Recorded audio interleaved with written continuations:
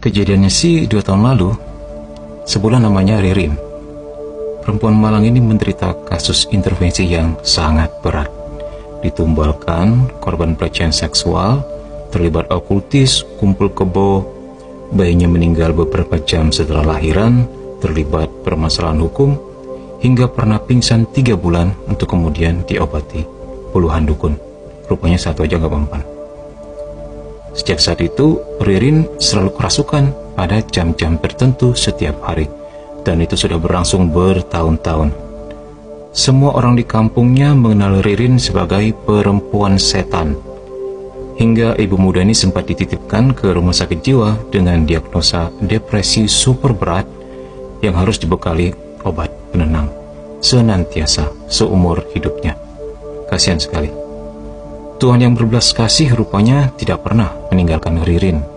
Entah bagaimana prosesnya, tahu si Ririn sudah sampai kepada tim doa Deliverance Komsa. Singkatnya, setelah peperangan seru 3 bulan lebih yang tentu melelahkan bagi pendoa dan korban, Ririn berhasil dibebaskan. Sebenarnya tidak sesederhana itu. Banyak kejadian mistis dalam setiap sesinya yang kelak akan kita ceritakan satu persatu. Ada salah satu kejadian tak terlupakan pada suatu malam, yaitu ketika Ririn dibimbing untuk mengulangi doa pengisian kasih. Sebab si pendoa mengira Ririn sudah back to normal. Doanya seperti ini.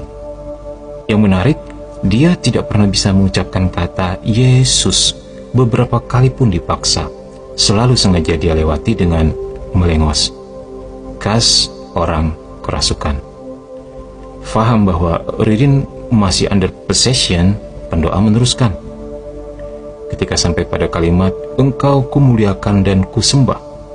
Bukannya mengulangi kalimat tersebut, mata yang semula terpejam tiba-tiba melotot, tubuhnya yang semula lunglai seketika duduk. Lalu kalimat yang keluar dari mulutnya adalah sebuah seruan peperangan abadi surga dan neraka. Kalianlah yang harus memuliakanku dan menyembahku.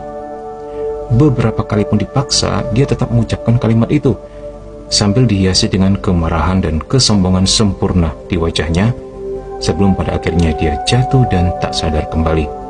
Akhirnya doa tidak terselesaikan. Dari sini kita dapat melihat, iblis sangat gentar dengan nama Yesus. Mereka tidak akan pernah mau mengucapkannya sebab mereka tahu siapa lawan terkuat mereka.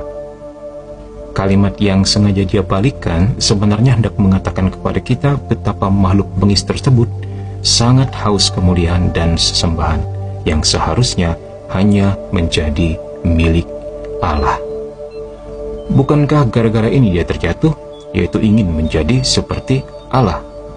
Ketika dia gagal dan menjadi makhluk terbuang, kehausan itu rupanya dia lampiaskan kepada anak-anak Allah yang berpaling daripada Allah, menyembahnya, dan mau menjadikan dia sebagai Tuhan mereka. Semoga kisah ini semakin meneguhkan kita tentang betapa powerfulnya nama Yesus, Allah yang membebaskan. Segala sesuatu takluk di bawah nama itu. Tuhan Yesus memberkati.